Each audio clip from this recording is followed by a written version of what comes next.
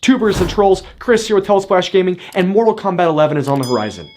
We're gonna get some more of that spine-breaking, concussion-causing, blood-flowing brutality. It's gonna hit in a few days, and I'm pretty pumped about it. But with that, all of us have a Mortal Kombat story. And today I want to talk to you about some of my favorite games in the franchise, and then my nostalgic memories behind them. So stick around, and let's take a look.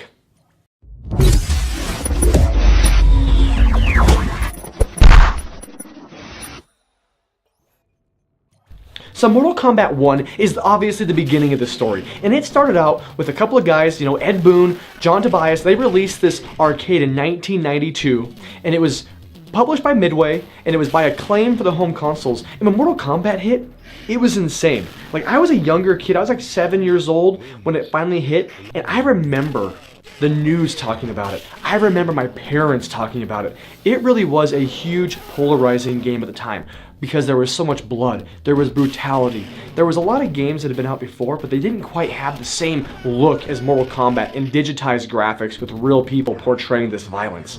It had so much blood and guts, and the fatalities were out of control that I think RoboCop would have blushed. I mean, RoboCop was like the R-rated movie at the time that had a ton of violence, and Mortal Kombat was the game to match that. It introduced a lot, but fantastic gameplay I don't think was one. As a kid, I remember my parents wouldn't even let me play Mortal Kombat 1. It was like one of those rules, hey, there's this new game out, Mortal Kombat, make sure you don't play it. So you know what that means? When I go to the arcade, I look around, parents aren't there, boom, I'm popping those quarters in so fast, I couldn't wait to try to freaking commit homicide on one like Johnny Cage or Sub-Zero. It was just one of those games that it was just, you were drawn to it. And as a younger kid, I shouldn't have been playing it, I know it, but I couldn't help it. It was like one of those like, okay, who's watching? I'm gonna go play Scorpion! So, Mortal Kombat 1, released, for the SNES, the Genesis, originally for the arcade. But as a kid, I never even owned Mortal Kombat 1, but I spent a ton of money in the arcades, and at one point or another, I remember playing it on a Super Nintendo and beating it, and it was just a fun thing as a kid to play that game. It was almost like a taboo, where like, oh, you should be doing this, but I couldn't help myself. So Mortal Kombat 1, great game. Definitely wouldn't say it's one of the best in the series, but I had to include it today and talk about it. And lastly, Mortal Kombat introduced the single greatest move in fighting game history. The uppercut. There was a ton of Game Boy ports for Mortal Kombat, but most of them are absolute garbage. I ended up spending a ton of money at EB Games as a kid and buying Mortal Kombat. Oh, what a disaster that game was. It was so laggy, the blood was gone, there was literally, like, fatalities weren't even close to them. You're hitting people with uppercuts and they're falling down. It was insane, and it was absolutely garbage. And I just had to mention that because when it comes to memories, Mortal Kombat for the Game Boy is so bad, and it's not bad like it's good, it's bad like it sucks. So moving on to Mortal Kombat 2. Now Mortal Kombat 2 hit, and again, my parents were like, you can't play this, you can't play this, you can't play this, it's too violent. I mean, we're talking about a kid who played all these fighting games. I had Street Fighter, I was playing, Final Fight. I mean, there wasn't a whole lot that was off limits in terms of gaming at the time, but Mortal Kombat was one of them.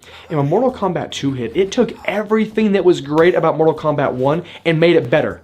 And it got rid of some of the laggy gameplay, and it made it more of a real fighting game to compete with these Street Fighters that were out there. I mean, Street Fighter 2 was the arcade fighting game at the time, and Mortal Kombat 2 came out and gave it a pretty good run, and became a huge competitor from Street Fighter.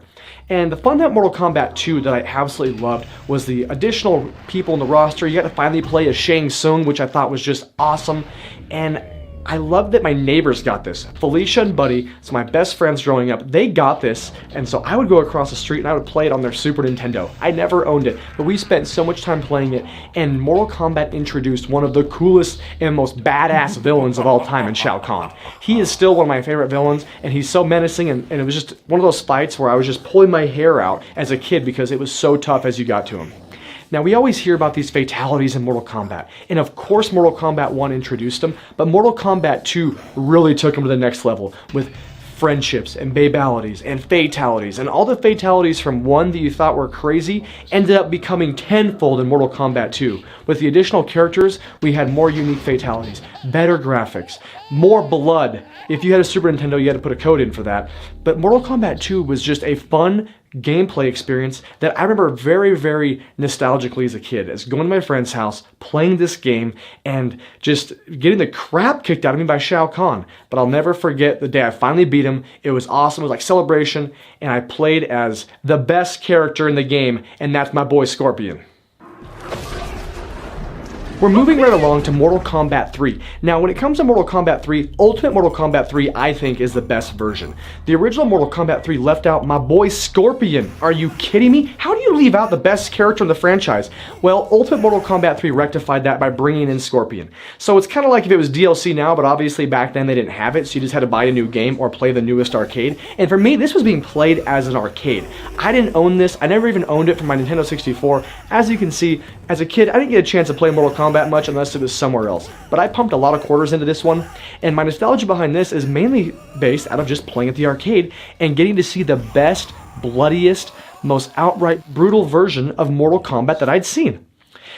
At the time, when it came out, it had the most robust roster, and you had to play as Shao Kahn. Now, that was really cool. You got to play as Shao Kahn, and I think it was Kintaro, maybe Motaro. You got to play as all these boss characters in Mortal Kombat 3, so that made it really unique. And there was also some additional hidden characters, kind of like Mortal Kombat 2 with like Jade, and you had Noob Saibot, which was kind of a play on words on the creators.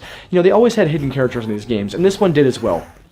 I like this also because I remember throwing an uppercut at somebody, and they flew up through the freaking ceiling, and I was just, mind was blown. When the fight kept going after you got freaking uppercutted into the ceiling, it was rad. So, Mortal Kombat 3 was good. Ultimate Mortal Kombat 3 is, I believe, the best version, better than the PlayStation and Nintendo 64 ports. Both those had different bugs, but they're still great games. So now we're actually skipping a few games, and we're going right to 2002's Mortal Kombat Deadly Alliance. Now this game to me has some great meaning because I got it for my 16th birthday, and this was the first time I actually got a Mortal Kombat game, and I was able to play it, and when I opened it, my parents didn't even bat an eye. At that point, they'd given up hope on trying to tell me to stay away from these violent games, so I was able to play Mortal Kombat Deadly Alliance. And some people don't think this is like a great game, but to me, it changed the way Mortal Kombat was. I felt like Mortal Kombat was getting a little bit stagnant towards the late 90s, early 2000s, and Deadly Alliance introduced a ton of new gameplay mechanics. It was completely reworked to include different stances for each character, and one of the 3 stances included a weapons system. There were a couple of characters that didn't have weapons, but for the most part, you got to play with weapons, and I thought that was so rad. I'll never forget my 16th birthday when we got this. My buddies and I kind of had like an impromptu Mortal Kombat tournament, and the fun part was we started pulling our weapons out and doing different stances, and at the time, it kind of reminded me a little bit of like Bushido Blade. I just loved being able to fight with weapons, but yet still having the traditional Mortal Kombat style gameplay.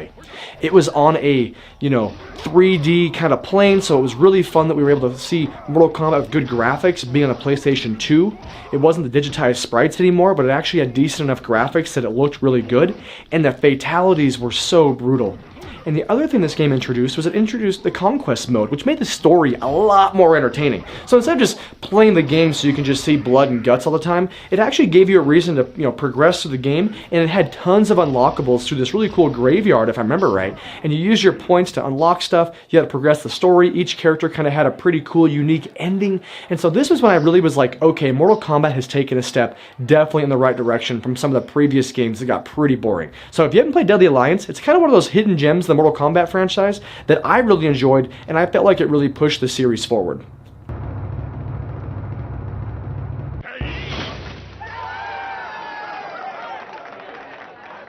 We're moving forward a few more games because Mortal Kombat 9 in 2011 once again kind of brought my excitement for the Mortal Kombat franchise back. Mortal Kombat 9 was awesome. Now I actually have this for my Vita, and we'll get to that in a second. But it got back to its 2D fighting roots. It tried to get rid of the full 3D. It was on a 3D plane, but it was kind of a 2D fighter with the 3D plane, and it was really the best gameplay for a Mortal Kombat game yet. The face buttons each corresponded to a different limb, so that was kind of cool. And they added X-ray moves as well as a super meter, so it just incorporated quite a few fun things as well as fantastic gameplay. But for me, the coolest part was the story was super cohesive, it was immersive, and it made sense. It combined the first 3 original Mortal Kombat games into one cohesive story with a huge robust roster, and it made it entertaining. I really was into the story, and it made it a lot better than me just trying to go out and commit homicide on my fellow competitors. I really wanted to see the story, and I wanted to see the progression. I wanted to know what happened. So that's really where Mortal Kombat got super immersive. Deadly Alliance got me into it, made me want to play because of the unlockables, but Mortal Kombat 9 really is kind of what made the story and made me start really like reading more into the lore and things like that. At the time, this was the best Mortal Kombat game made, and it wasn't close. Mortal Kombat 9 was the best.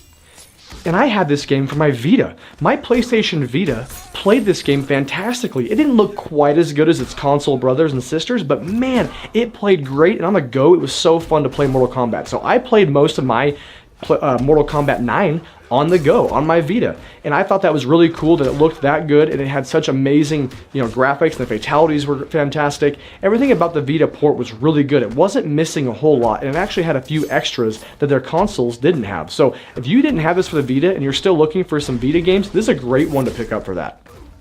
All right, moving on to Mortal Kombat X. Now, here's the problem. You see this? Mine still has the wrapper on it. Now that doesn't mean I haven't played it, but I haven't invested a ton of time into it because I've got a huge backlog of games. Sometimes you think a game is at the top of the list because it's the latest in the series, it's got the best visuals, the modern hardware, so it kind of gets that instant hype, maybe it deflates. But this game is not it. Mortal Kombat X and XL is the best Mortal Kombat experience. It takes everything you liked about 9 and made it better. It doesn't add a bunch of gimmicky stuff. It brings back some really fun nostalgic things like Test Your Might and a few things like that, but it doesn't try to add a whole bunch. It has a fun roster of downloadable characters like Jason Voorhees. I mean, there's just some really cool things they added to this, but they kept the gameplay intact, made the graphics the best ever, and made the fatalities as wild and gruesome as any horror movie you would ever see. So with that, Mortal Kombat X and XL is the best Mortal Kombat game on the planet, hands down, at least for 3 more days. Alright guys, that's my little nostalgic memories from Mortal Kombat, best games in the series from my perspective. Let me know what you guys think. Everybody has Mortal Kombat memories. The thing I love about this franchise is that even if you never owned a game, even if you're not a huge fan of it, everybody's played a Mortal Kombat game. Everybody's got a friend that's played it. So it's fun to hear your stories like, hey, I was down at the arcade, or hey, my buddy had this. It was the first time I saw it. My mind was blown when I saw Kano pulling the heart out of somebody and taking a bite out of it. I mean, everybody has a cool story behind Mortal Kombat. So that being said, let me know what your cool story is behind Mortal Kombat and if you're looking forward to Mortal Kombat 11. Keep trolling, keep rolling. We'll talk to you soon.